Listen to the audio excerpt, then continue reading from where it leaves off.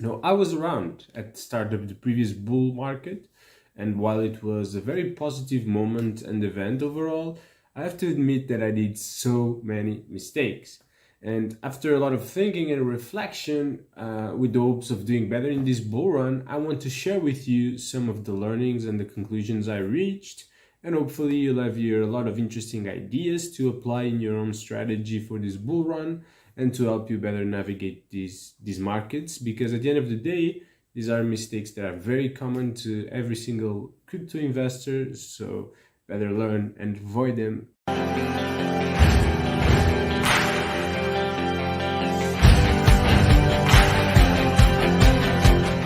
In this video, I try to stick with the most important lessons I retrieved from the previous bull market, considering the mistakes I've made. These are mistakes that many of us will make and have made in the past, even if that deep down, we know better than that. This is because many times emotions get in the way. We start believing that this time things will be different, and we do stupid mistakes and we do decisions that might feel brilliant at the moment, but that at the end of the day are not. What I want with this video is to just bring to your attention some of these common pitfalls we all face as humans, so that you can be prepared and create processes that you can follow, that you can rely, to avoid making such mistakes when the bull market gets heated and when there are a lot of emotions and they start getting in the way. This is not financial advice, of course, as you can imagine. I'm just sharing my experience so that you can hopefully learn and retrieve from it without having to go through these mistakes on your own.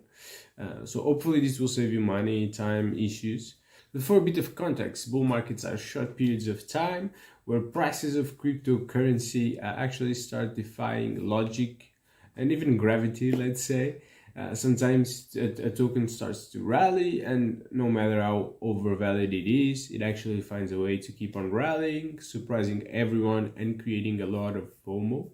Sometimes, these tokens increase around 100 times or even 1,000 times from their initial valuation, which is crazy if we think about it. It can really be life-changing. And during a bull run is not just one. There are several of these tokens that are behaving in this manner. So it's easy to think and start believing that this could go on forever.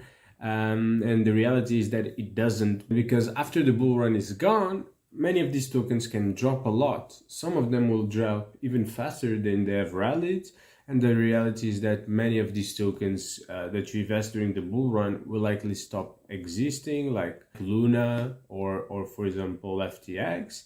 Or even if they continue existing, they will they'll never reach the all-time highs they've done in the previous market cycle. And it will just keep slowly getting less and less relevant, I would say. As such, the most important lesson for today is to take profits. It might seem controversial, but it's a very important thing that you need to do, and not many people do it.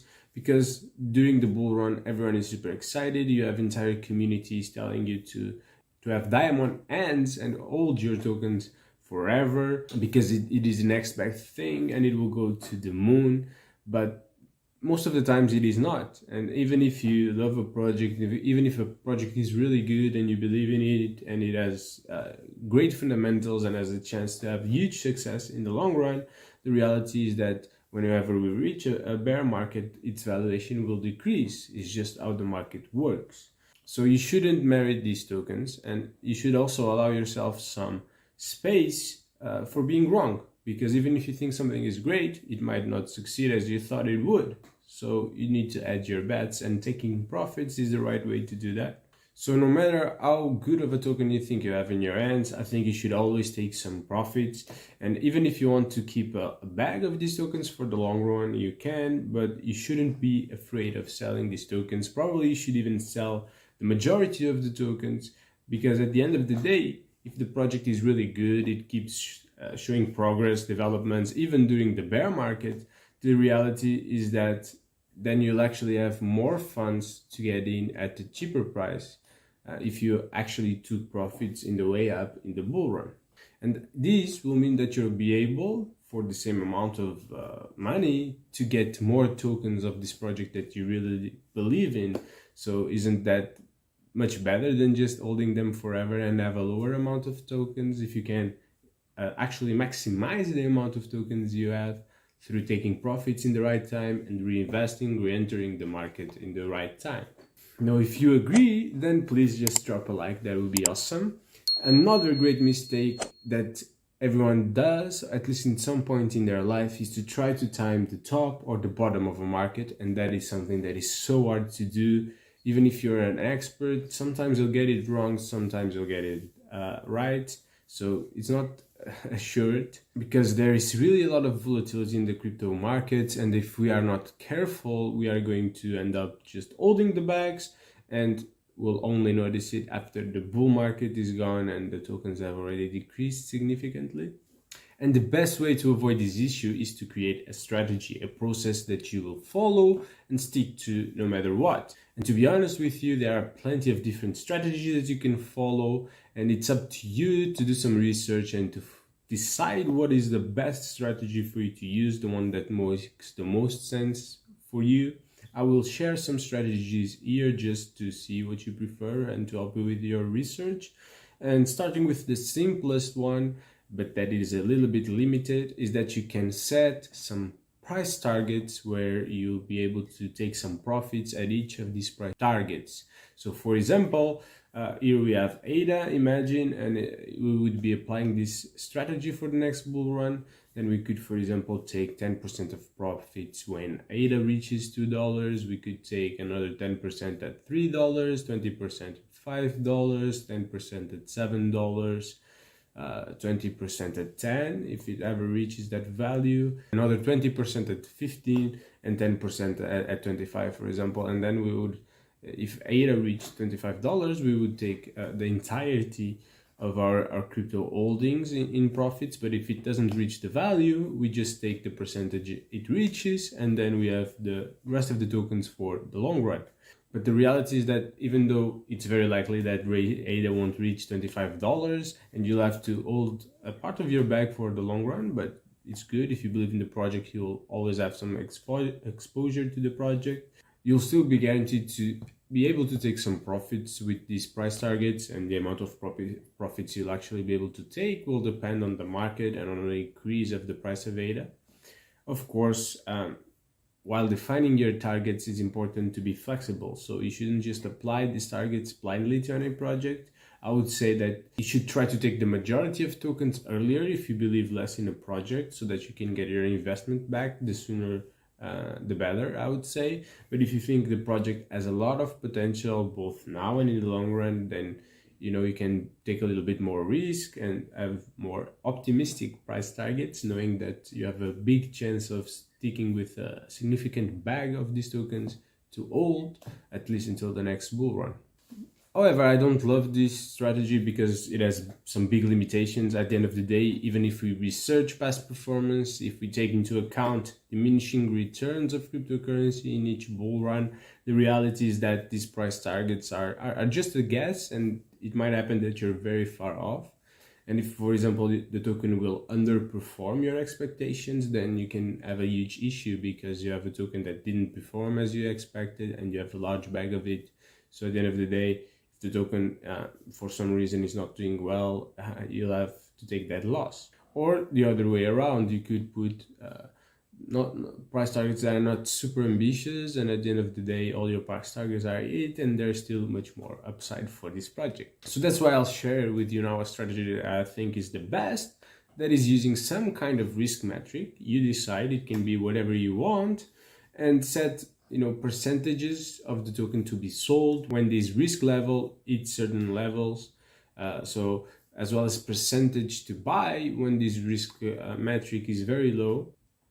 So kind of the same thing as a previous strategy, but instead of looking at price, you would look at the risk metric, and if it is from 1 to 10, when it's closer to 10, you should sell percentages of your portfolio. Maybe, for example, when it reaches 7, you already sell some percentage, and then you sell more the closer it gets to 1. And for 0, the opposite. For example, when it reaches 3 or 4, you already start buying, and the lower it gets, the more you'll buy. And this is a good strategy because it just looks at indicators that tell you how heated the market is and the more heated the market is, the riskier and the more likely it is that it's going to get some kind of correction soon, so might not be the best time to get into the market. And at the end of the day, you have several free risk metrics that you can use to guide your crypto purchase, like for example the Fear and Greed Index for Bitcoin. You also have here this cool site that has the same metric but for different cryptocurrencies, so you can use it to do this kind of strategies. One thing that I also advise you to do is to look at the historic performance of these metrics in the past bull runs, in the bear markets, to better understand the levels and how often they are reached, and that will help you better set the percentages. Ben Cohen from Into the Cryptoverse also has a lot of data into the Cryptoverse website. It has its own risk metric for different cryptocurrencies, and although it is paid, it is very useful to understand the market and to use it for your dollar cost average into the market. What matters is, no matter the metric you are choosing, is that you follow what you agreed to in the beginning of the bull run. You follow your strategy, and these metrics will keep you honest and will help you get into the market or leave the market regardless of the price, because we never know really how high or how low is the price going to go. Now, I might actually do a video diving deeper into this kind of strategy, and if you're interested in that, then please subscribe so you don't miss out on that. Another mistake all of us make at some point in time is to start getting the FOMO, the fear of missing out, because you start seeing a token performing and you want to get in as fast as possible so you don't miss it. And this is very dangerous, because while many tokens rally during a bull market, the reality is that they rally at different times, and some rally earlier, some later, some start correcting earlier, and some even rally in waves. So it's very hard to predict. So they might just be done with rallying and start correcting whenever you're thinking about getting in. So it's really important to keep your cool and remember that if the project is performing so well and you have heard about it, then it's very likely that you're not early anymore, that you're too late, and you might be better off just looking for other opportunities, to be honest with you. So just stick to your strategies, stick to the projects you've already researched, you've identified, and that you think have a high potential for this bull run, because they haven't rallied yet. Their time will come, at least for most of them. However, in the chance that during this bull run you really find a token that is super interesting, and you really want to maybe invest on it, what I would say is for you to first take your time to do your research and your due diligence. Never rush it, because if you do, you might be left holding a bag of tokens that goes to zero, that doesn't have any kind of utility and that you don't believe in. After you do due diligence, then if you believe in the project's potential still, you can get into the project following the risk metrics, the strategy you've defined, and just get in whenever you see a good opportunity. And if the project is so heated and the risk metric tells you it's not a good time to get in, you're better off not investing right now and looking for other opportunities. And at the end of the day, if that token and project are really good, you'll have a chance later to invest, and you just need to keep it in your radar and keep paying attention to that metric. Finally, and for the last tip, I think it's very important to be extremely careful with narratives, because they are a double-edged sword. While you should take advantage of the power of narratives on your behalf, you need to be careful not to get caught in these narratives, because narratives do move the market, and tokens inside the right narratives for each bull run might really see much more appreciation than all the other tokens.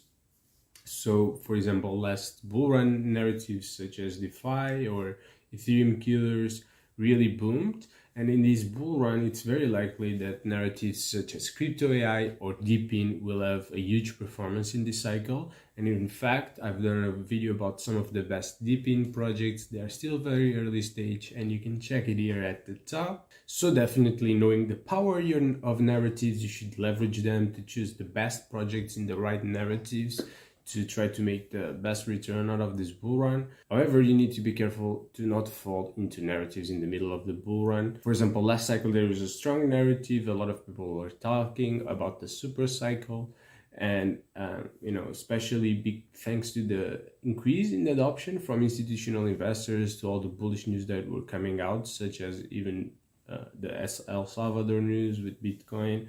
And as such, many individuals, including myself, got sucked into this narrative, and it's easy to try to adapt your strategy to a new reality, to what you think is going to be different this time. And that made me re-enter into some cryptocurrencies where clearly it was not the best time to do so. And might seem silly right now, but the truth is, when you're living it, it's much easier to get into these narratives, because the thing is, most of the times the market won't play out as you were expecting it, and people try to find justifications for it, and you start believing those justifications and you start making decisions based on them, and that you need to be very careful. That's why it's much better to just have a strategy, because for example, the last time we had a second rally after that first rally, and everyone started believing there was a new reality. But the truth is, many times it's just a narrative, it's just a justification, and things just come back to normal. So at the end of the day, because we don't know what can happen, the best thing is to have a strategy that works for every case, like the risk metrics, for example. So just stick to it, and while you'll not be able to time the bottom or time the top, I think with such a strategy you're going to do really well, maybe even better than trying to do time the top and the bottom, because that's actually impossible. Speaking about narratives, besides Deepin, I mentioned crypto AI as one of the strong narratives for this bull run, and you can find everything you need to know about crypto AI projects here in this video, and I'll see you there.